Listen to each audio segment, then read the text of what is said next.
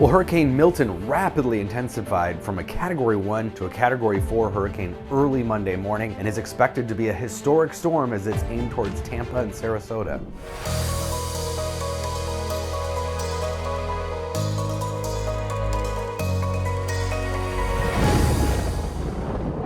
So we have not one, two, but three named hurricanes right now in the Atlantic: Leslie, Kirk, but the one we are most concerned with, of course, is Milton, which is brushing the Yucatan Peninsula today and headed towards Florida's west coast.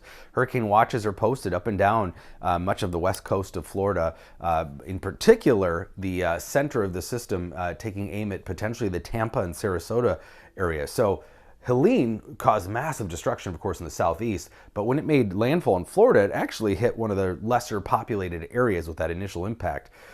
May not be the case, though, with Milton. Very defined eye wall is going to be brushing the Yucatan Peninsula today and is going to be starting to make a turn to the northeast here towards that west coast of Florida, moving east-northeast at about 8 miles an hour here over the coming couple of days. So looks like late Wednesday will be the landfall.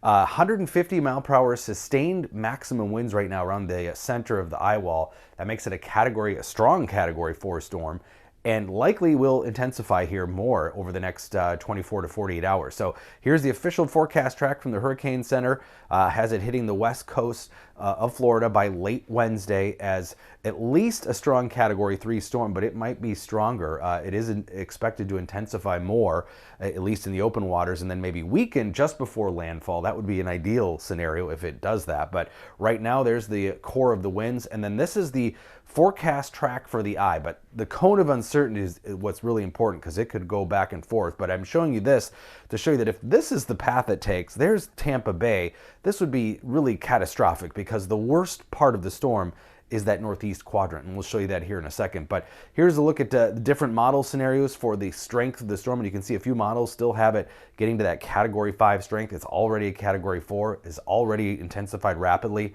No reason to think that it doesn't have that potential to do so more. Waters in the Gulf of Mexico are very warm, between 85 and 90 degree water temperature, and all of that is above normal too. So there is more energy than normal in the Gulf of Mexico. Has been the case all summer and fall, and that hasn't changed yet. So that's why we're seeing these rapid intensification scenarios play out and more likely than before.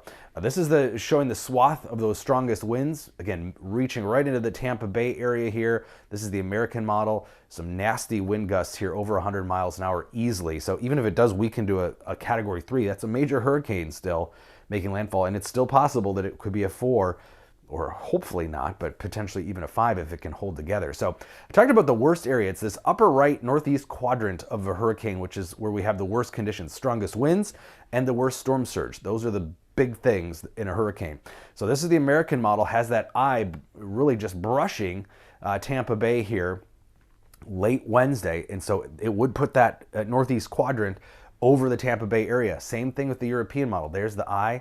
The eastern and northeastern quadrant would be moving through the Tampa Bay area. So again, strongest winds, strongest storm surge. A reminder of what storm surge is: because you have those intense winds spiraling in towards the eye center, it literally piles up water.